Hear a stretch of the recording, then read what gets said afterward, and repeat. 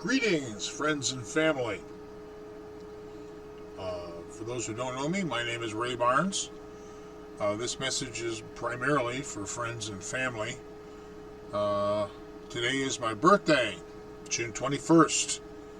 I was born in 1951, and I am today 75 years old. In acknowledgement of that, and as a means of holding off cognitive decline, I am making contact with you in hopes that you will contact back. The United States, and actually most of the world right now, is suffering a absolute plague of unconnection between people, but mostly the United States. Too many people staring at too many screens and not hanging out with each other very much. My mother, Shirley, always wanted the family to be more together. Of course, it was her own fault. We all scattered to the winds once we finally got loose of the household. Nonetheless, I don't blame her. There's no manual has ever been issued for parenting. And in those days, that's what people did. Mostly due to industrial, going where the jobs were, more or less, which is pretty much what we've done. But at this point, we're all over the country, most of us separated by hundreds, if not thousands of miles. So I'm hoping to enter back into your lives, one way or another, through this weekly vlog, which will be published, I hope, on a regular basis every Saturday at 5 o'clock. You'll be able to comment in the comment section below the video. I will also provide email and my channel on Discord, through which you can contact me daily, leave text messages, or even speak to me with voice. Do please join me. It's not as happy a moment as perhaps it could be, because this is also the first day of World War III. I've just received news that Donald Trump has bombed Iran. No one yet knows what the consequences of this action will be. But I have always said, unequivocally, that war is a mistake. We should do without it. Nonetheless, in preparation for our discussions, I hope to discuss a lot of subjects. I have interests in many areas, as I'm sure you do: history, art, music, science, and we will talk about all these things. But I want to caution everyone that we will also discuss politics and religion, something we have studiously avoided, primarily because we don't seem to be able to control our emotions when someone disagrees with us. What I am suggesting, and indeed demanding at this point, is that go ahead, speak your mind frankly. Don't start yelling. If someone disagrees with you, that's no crime. This is the United States. We believe everybody has their own opinion and is entitled to it. So if they don't believe your religious or political standing, live with it.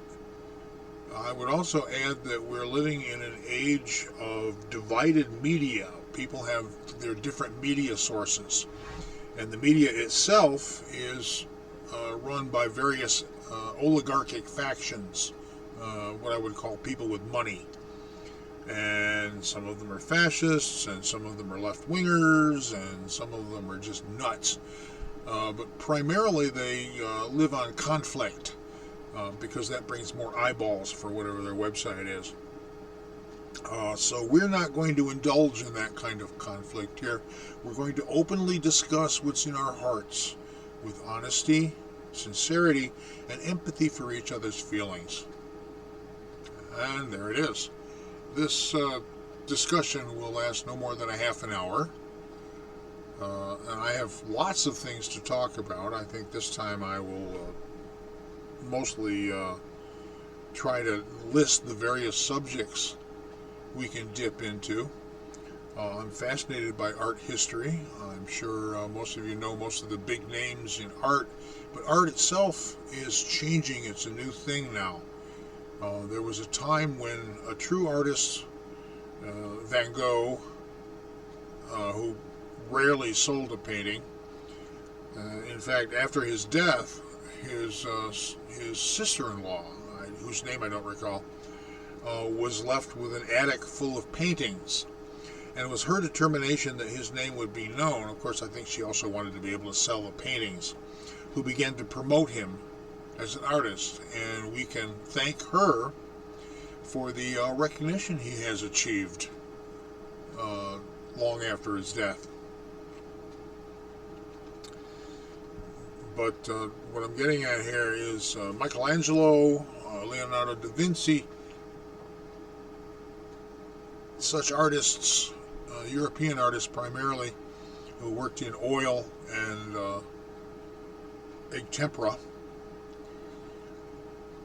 were allowed to work by rich patrons who primarily wanted portraits of either themselves or their property, which aggrandized and made them look all noble and stuff. Art then became a commercial enterprise, something I worked in the media for many years as an illustrator. I ran printing presses. I used graphic equipment of various kinds. I illustrated comic books, product advertisements, and of course once the internet appeared, of course my first reaction to the internet was the idea that it was a fad and would probably fade out after a couple of years. I'm sorry, sometimes I'm just wrong. Somebody gave me a Mac, a very close friend as a matter of fact, and I didn't think I'd ever use it, but then I got on the internet with it and I realized that the internet provides me basically with a window on the world, and I could look up various subjects and I was in the habit of visiting the libraries quite often. I usually cleaned out libraries in whatever town I was living in. But I was in the habit of coming up with a question, something perhaps with my writing or my art that I needed to answer, and it would take me weeks to learn the answer to my question. I would have to order a book. I'd have to go to the library, and if they didn't have the book, I would have to order the book through the librarian. A couple of weeks later, she'd call me up, and I'd go and get the book, and if I was lucky, it would possess the information that I was looking for. And if I was unlucky, I would have to go looking for another book.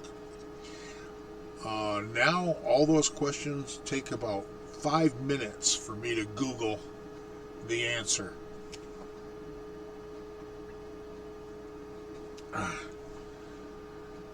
Word definitions, writings of various authors, accounts of battles and, political activities.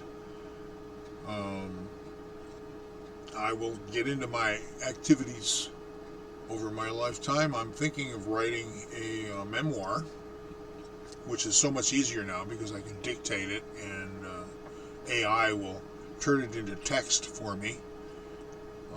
I don't know if I'll publish it, but I think it's a good idea that all of us keep journals because I think the future will be very curious about how people lived and what they thought during our time. So even if you're not a writing genius, and I'm not, although I am in fact a very good writer, I'm no Blake. Anything you write can be improved now by AI so that it is at least understandable and legible and well written. So don't worry about writing your own journal. I think all of us are in a position to do so, and I encourage anyone who wants to share their own works, whether journalistic or just stories or artwork they've done or music they've made. Do please share it here.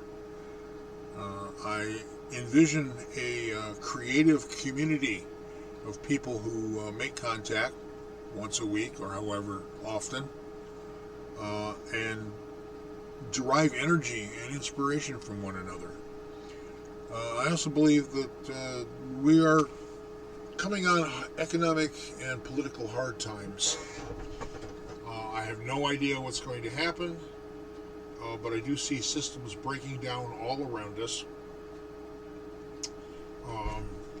I have myself fortified here in the woods, which is one reason I'm also isolated. And you will be my contact with humanity. Presumably this contact will help me fight off cognitive decline as I age. Lord knows how much longer I'm going to live. I have diabetes. I'm not taking insulin. In fact, I have controlled my diet. I am currently obese. Right now I weigh 370 pounds. But I can say that I have lost 40 pounds in the last few months. Starting with last Christmas when I put my foot through a hole in the porch and did some serious damage to my leg. I spent 2 months in the hospital. I am still changing bandages on the wound, but it's down to the size of a quarter now. When it first occurred, I've seen a photograph. They mostly knocked me out with drugs, so the first 2 weeks were a blur for me. It looked like a shark attack with raw meat hanging everywhere and a big hollow zone in my shin. The doctors had found it necessary to scoop out the dead meat and then closed it all up. Thank God for modern medicine, or I would be a dead man right now. It was when the ambulance arrived. It was infected. I was trying to take care of it myself, as is my custom. So I probably wouldn't have lived much longer. Anyway, they took me to the hospital and fixed me up, and now I'm almost over it. And it has been a bloody nightmare, I can tell you that. One thing that happened, I don't know if you can see him behind me. Oh, Fidel. I have this little brown dog. He's a mix. I call him Fidel because he's a communist dictator. Whatever is mine is his. And he's a fluffy little lover. Unfortunately, I hadn't made any arrangements for him when the ambulance came and got me. After about a week, I did call a neighbor, and the neighbor started bringing dog food up and leaving it for him. But as you may recall, this last Christmas was one of the coldest Christmases we've had in a long time. I had a short period that was extremely cold, minus 20 degrees here in the mountains, several times. And he eventually just disappeared. The neighbor couldn't find him anymore. He wasn't eating food here. I assumed he had crawled off into the woods somewhere and frozen to death. While I was in recovery, towards the end of my official recovery period, I was in a place where they send people who are recovering from serious injuries. I finally went and got my truck. I got somebody to drive me so I could go get my truck. And I got my truck, and I came home, which is where I had wanted to be all along. But I believe I was gone for about 2 months. And something like 3 days into being here, when I started the fire, I got water going again. I had electricity. I was on the web again. The computer apparently survived my absence beautifully. And at one point I felt a movement, and I looked to my right, and there he was, smiling with his tongue hanging out, looking a bit raggedy, but not too thin. And he was so happy that I was back. And I'm happy he was back. He's a very old dog. I believe he was 3 or 4 when I got him from the pound. That was 10 years ago. We've been friends for a long time now. And yeah, I know he's going to go eventually. It's so sad that they're our best friends. but they don't live as long as we do. Over the last 40 years, I have buried 4 dogs out back here. I have a little graveyard, and every one of them was a great love, and I will remember them always. And I hope one day to meet them again, perhaps in a better place. We'll see. It's all theoretical, of course. Oh, whatever you have thought of me in the past, I have to point out that you're wrong. Nobody actually knows the whole story, not even my family. And there's so much to tell, and I'm sure your lives probably echo that. Everybody's life is filled with adventure and activity and historic events. Well, so is mine. And we will be talking about that, and I hope you will share your stories with me as time goes on.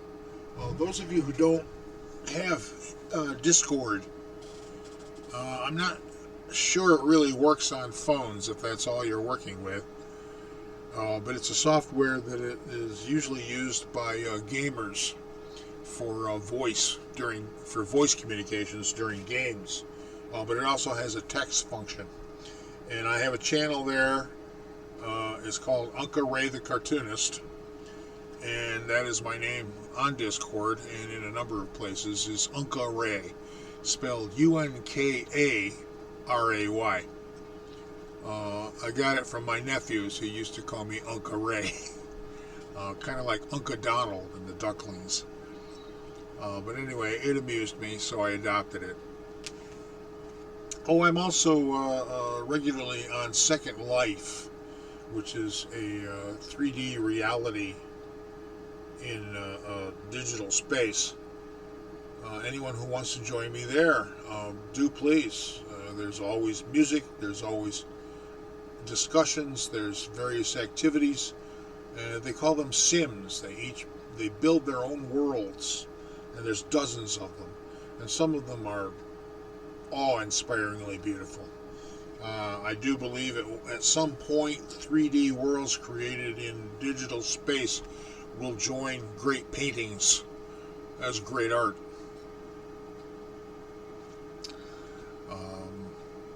Let's see, perhaps a little background while we're at it. I'm currently living in Appalachia, a little place called Cosby, Tennessee. I'm way up a holler. Used to be a moonshine still at a spring about 50 feet from where I sit. I knew it was there because I found piles of glass jars and rusty drums. But most of the hollers around here had a still at one point or another, and they were either broken up by federales or they just moved on to a different place to maintain their secrecy. It was one of the primary means of income around here. Most of the time I was here, or I have been here, which I think I came here in '89, if I recall correctly. This holler was a hippie village. It was actually a pre-camp for a rainbow gathering in North Carolina. And there were about 100 people here. There were teepees, there were domes all over the ridge. There was an empty cabin, which I was allowed to move into and live there for about 5 years, maybe 100 yards upslope from here, which has since fallen in. Actually, it was falling in when I was living in it. It was a hexagonal cabin made from gathered scraps and had a tin roof and was up on posts on a steep slope. I think about maybe 20 feet above the ground. It was beautiful. God, I love it. It had great big windows. Had a great time there. Jade, you visited there. You know the place I'm talking about. And I had close friends around there. My problem now is, as Deborah once pointed out, hi Deborah, I'm the last man standing in this holler. They all moved away one by one. Primarily everybody got tired of it being a 45-minute drive to the nearest supermarket. And I'm the only one who stayed. I bought a piece of land, which I thought was 5 acres, but turned out to be 3.2. All the business deals around here have a fish hook in them. Trust me on this. I found out the hard way. Um, and I have a driveway, which most of my friends around here that are still alive refuse to try driving up. But why you would drive a non-four-wheel drive car in these mountains puzzles me anyway. There are just some roads and driveways around here, especially in the wintertime, that you are not going to negotiate without four-wheel drive. Well, I have four-wheel drive, and I'm quite satisfied with it. I've got a little Dodge Dakota in Robin's Egg Blue. Her name is Sophia, named after Sophia Loren, one of my favorite actresses.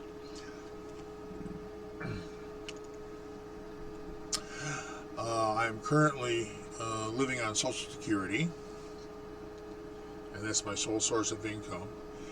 And I thank the gods for FDR's. Actually, there was a woman who suggested this to him, and you can learn her name by looking it up. I used to know it. Who suggested Social Security and universal health insurance. I got Social Security, I think it was about 10 years ago, and they fixed my teeth. They, when I first went to the clinic, it turned out I had hypertension. In fact, they put the cuff on me, and they had one of those little meters that would go up and up and up to measure your blood pressure. And I was watching the nurse's face while she watched the meter, and her eyebrows started to rise up and her eyes went wide, and she started making these little noises like eep, eep, eep. And I found out, I think at the time, my blood pressure was something on the order of 200 over 150. The doctor's first question is, why aren't you dead? Well, sir, I'd have to say plain stubbornness. But we've managed, with pills and diet and exercise, I have managed to get that down to, on the average, 140 over 80. Sometimes less, sometimes more.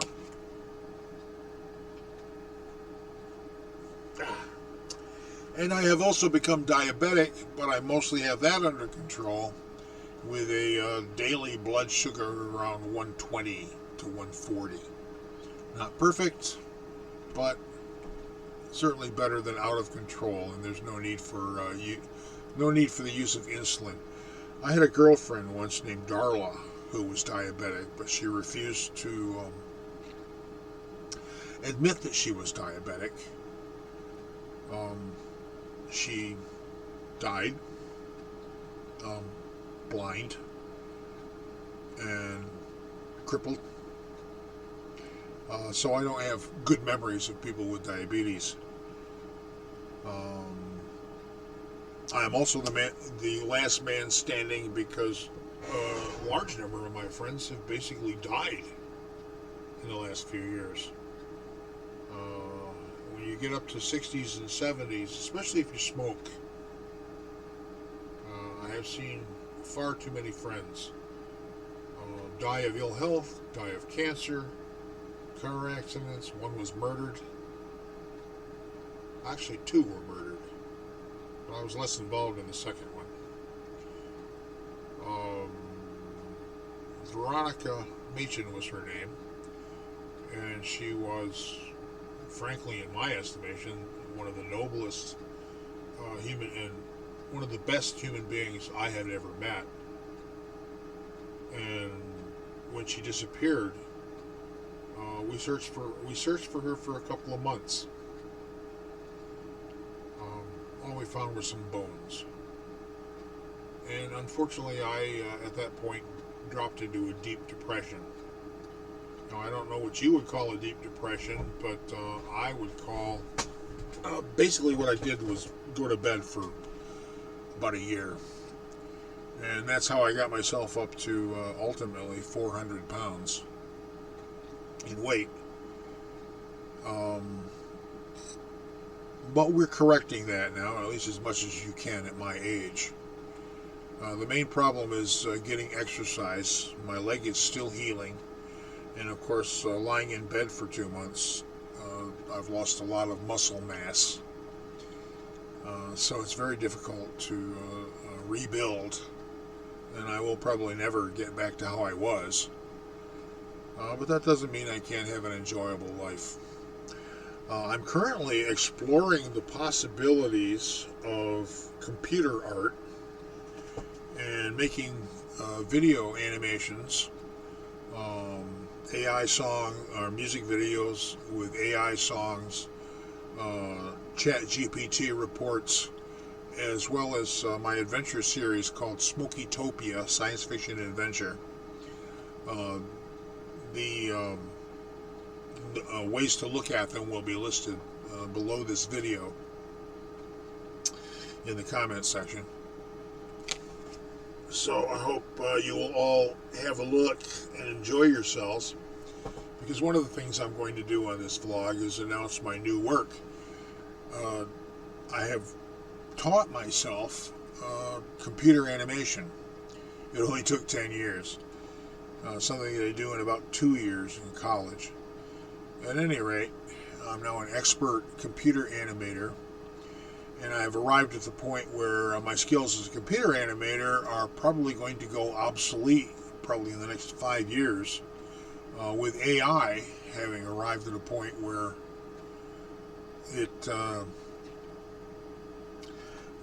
they're doing amazing things. I think many future films in the near future are going to be made directly with AI.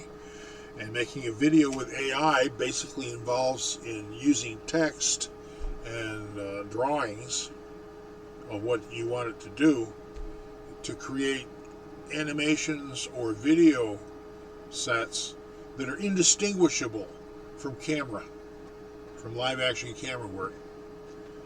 I believe a lot of people are going to lose their jobs in Hollywood. They're losing them now. Animators are being fired in droves. But I also believe that stuff that's created entirely by AI will event. And now it's everybody, wow, that's really great. It's really incredible, and it is. But it's only made by averaging out stuff that's already been done. And people will begin to find it dry and repetitive after a few years.